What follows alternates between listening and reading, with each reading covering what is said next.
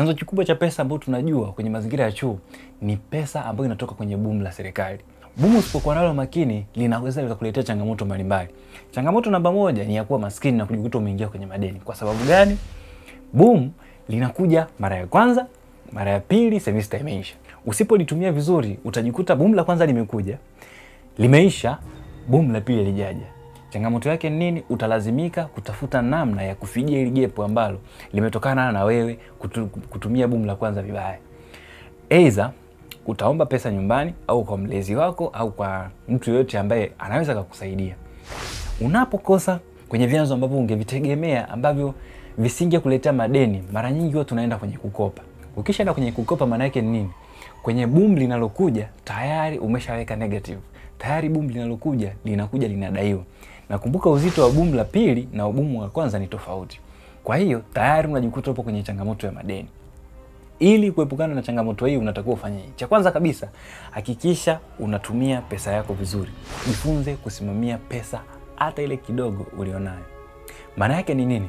Maana yake epuka matumizi ambayo sio ya lazima, epuka kutumia pesa nyingi kununua vitu ambavyo labda unaweza usivihitaji baada ya muda fulani ukajikuta sasa vimekuwa havina tena faida na wewe. Nunua vitu ambavyo vipo ndani ya uwezo wa kifedha ulionao. Usitumie boom la serikali ambalo umepewa kufanya vitu ambavyo vipo nje ya budget uliopewa. Ukifanya hivyo, kumbuka unafanya lakini kuna sehemu unaweka deni. Watu wengi namna tunavyotumia hela zetu inatokana na kwa kiwango kikubwa sana na jinsi ulivyoipata hiyo hela. Ukiipata hela kwa kutoa jasho jingi sana, basi matumizi ya hiyo hela yanakuwa ni ya kinidhamu zaidi.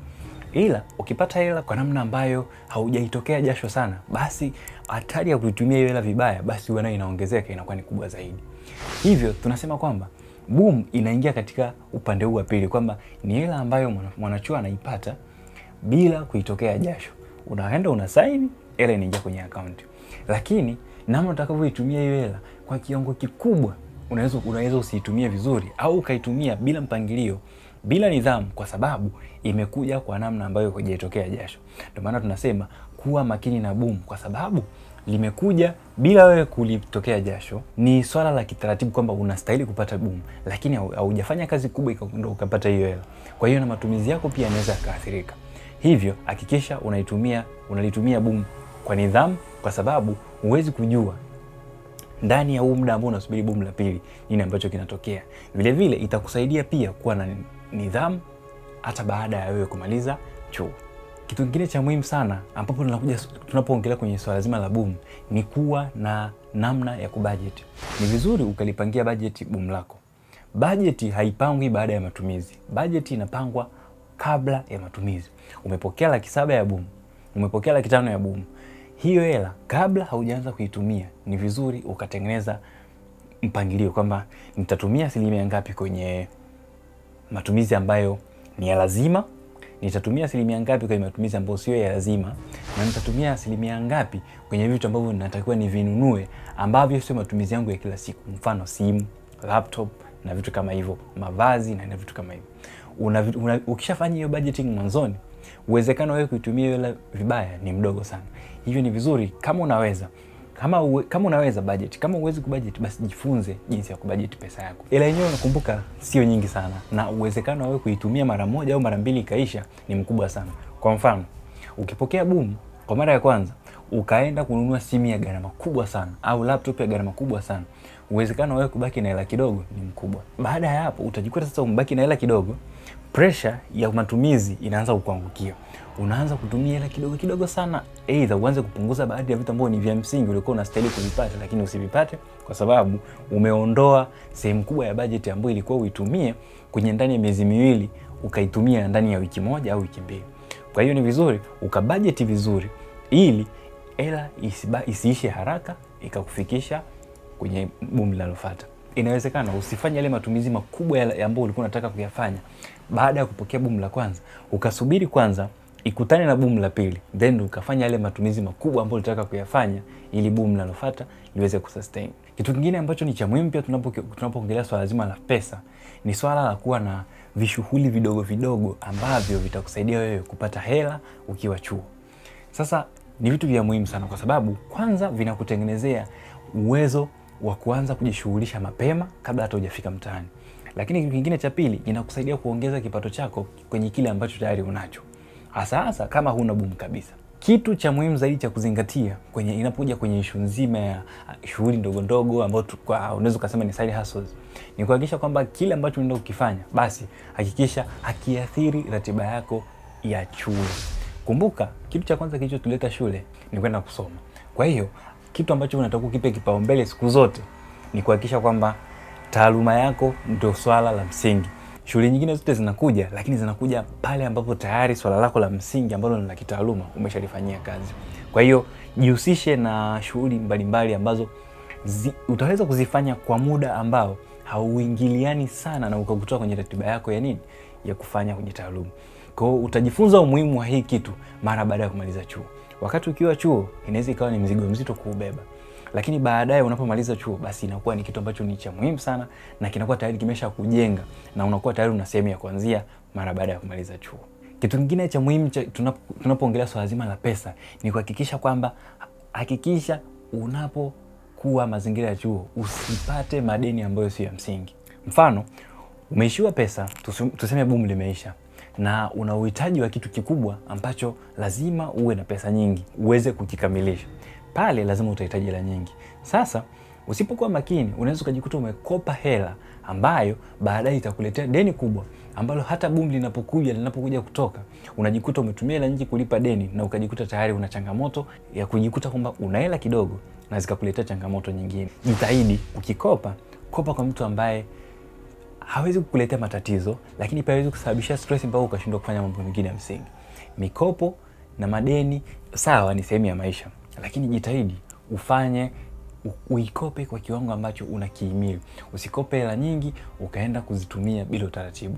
Usikope hela nyingi ukajikuta kwenye matatizo ambayo yanakutoa kwenye uwezo wako wa kawaida wa kufanya majukumu mengine, kwa mfano kusoma na vitu kama hivyo. Hakikisha unapokopa pia, kama una ulazima sana kukopa, kopa, tumia hela kwenye vitu ambavyo ni vya msingi. Usikope hela ukaenda kutumia kwenye vitu ambavyo hautaona return yake, hautaona faida yake baadaye. Inakuwa ni sana umechukua hela ukaenda kuipoteza. Kopa, tumia hela kwenye vitu ambavyo unaona kabisa vina manufaa na ni vya muhimu kwenye maisha yako ukiwa chuo. Issue nyingine ya msingi sana ambayo lazima tuigusie tunapoongelea swala la hela ni kwamba kama unaweza ukiwa upo chuo, kile ambacho unakipata kama boom au unakipata kama hela kutoka kwenye chanzo chochote ambacho ulichonacho, kama unaweza ni vizuri ukawekeza. Nimewahi kukutana na wanafunzi ambao waliniambia wanawekeza, ni kitu ambacho ni kizuri sana. Maana yake unatengeneza msingi wa maisha yako baada hata ya kumaliza chuo. Tayari unakuwa una discipline ya pesa, una nidhamu ya pesa ambayo itakusaidia wewe kuweza kusimamia pesa zako vizuri hata kama ni kidogo, ambazo zitakusaidia pale ambapo unamaliza chuo. Tayari unakuwa tayari umeshapata foundation na unajua ni nini ambacho unaweza kukifanya. Unaweza kuitumia ile ambayo ulikuwa unaiwekeza kufanya mambo mengine, kuanzisha biashara, kuanzisha michongo yako. Kama umetokea umeitwa labda kwenye interview, ukatumia kama nauli ukaenda kufanya interview yako ukamaliza bila kuingia kwenye madeni. So kama unaweza kufanya investment ya aina yoyote ambayo haitakuumiza, ni vizuri ukaifanya. Ikiwezekana ifanye mapema kabisa unapokuwa umepata hela. Umepata hela nyingi, umepata 100,000, umepata 200,000, umepata 1,000,000. Hiyo hela unaweza ukatoa asilimia kadhaa ukaiwekeza, then ile inayobaki ukaifanyia matumizi yako. Hiyo hela ambayo unaiwekeza inaweza kukusaidia kwenye emergencies na vitu kama hivyo. So unaweza ukaifanya hii kwenye njia mbili. Njia ya kwanza, unaweza ukaweka akiba kama akiba. Njia ya pili, unaweza ukawekeza kabisa kwenye mifuko rasmi ya kuwekeza. Chuo kuna watu aina mbalimbali. Sio kila mtu chuo anapata boom. Watu wengine hawapati boom kwa sababu mbalimbali. Watu wengine wanapata boom. Sasa ikiwa hujapata boom na hauna pesa nyingi sana, basi jitahidi uishi maisha ambayo hayaendi nje ya uwezo wa kifedha ulionao. Ukiishi kama una boom na wakati huna boom ukafanya matumizi makubwa kama huna hela za kutosha, inaweza kukuletea changamoto. So jaribu kuishi maisha ambayo yako ndani ya uwezo wako. Kama una boom, hakikisha kwamba unafanya matumizi ya msingi. Kuna matumizi ambayo ni ya msingi kabisa, unajua kwamba haya lazima uyahitaji. Haya ni matumizi ya lazima kuhakikisha kwamba maisha yako yanaenda vizuri. Usiache ukaenda nje kufanya mambo mengine ambayo yapo nje kabisa ya uwezo wako. Una shilingi 100,000, usiishi kama mtu mwenye 500,000. Na mtu mwenye 500,000 naye asiishi kama mtu mwenye 1,000,000. Mtu mwenye milioni asiishi kama mtu mwenye 10,000,000. Ili maisha yaweze kwenda vizuri. Ukifanya kitu ambacho kipo nje ya uwezo wako, basi unajiumiza wewe mwenyewe. Kumbuka kwamba Jinsi ambavyo unaishi na pesa ukiwa kwenye mazingira ya chuo, ndio hivyo hivyo ambavyo maisha yako yataathirika. Yaani namna unavyoishi na pesa ina matokeo ya moja kwa moja kwenye namna ambavyo utakuja kuishi baada ya kumaliza chuo. Jitahidi yale ambayo unayafanya yasije yakawa na athari negative nyingi, yasije yakawa na athari hasi nyingi kwenye maisha yako baada ya chuo utakapomaliza. Jitahidi kumbuka kwamba ukiishi kwa discipline, ukibalance pesa vizuri, ukitumia pesa kwa nidhamu, ukitumia pesa kwenye matumizi ambayo ni ya muhimu, ni ya ulazima, ndio hivyo hivyo na maisha yako baada ya kumaliza chuo yatakapokuwa. Yatakuwa ni maisha bora, yatakuwa ni maisha yenye nidhamu, yatakuwa ni maisha yaliyopangiliwa na hautakuja kujutia kwa nini ulitumia hela zako tofauti. Hakikisha unatumia pesa vizuri. Hayo yote ambayo tumeongea ni mambo ambayo ni ya msingi sana, na ukiweza kuyaunganisha yote kwa pamoja ukayafanyia kazi kwa pamoja, basi yanapunguza uwezekano wa wewe kupata changamoto za kifedha ukiwa chuo na hata baada ya kumaliza chuo.